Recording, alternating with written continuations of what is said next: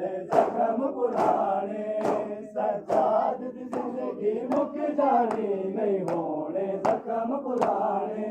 सज्जाद दी जिंदगी मुक जानी नहीं होने जख्म पुराने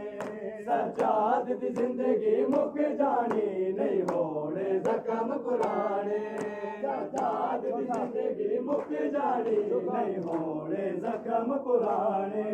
सज्जाद दी जिंदगी मुक जानी नहीं होने जख्म पुराने सज्जाद दी जिंदगी मुक जानी नहीं होने जख्म पुराने कदों मुकने सफर बाज़ारां दे बोलो पुछदी हमशीरे चाचा गाजी दे कतल होया बस ना दस दे वीरे हथरसियां वाले ज़ैनब दे किसने